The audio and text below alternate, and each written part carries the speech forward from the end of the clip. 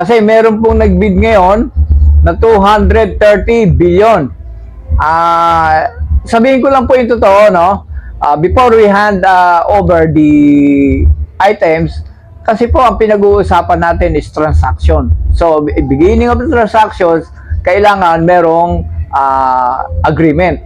So, yung agreement na yan, gagawin po natin is yung pamasahe po namin, i-secure muna namin, then yung half ng 230 billion is deposit na po sa account namin.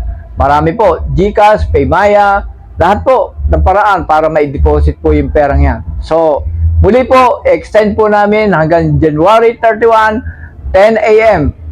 Ang last bid po ngayon is 230 billion.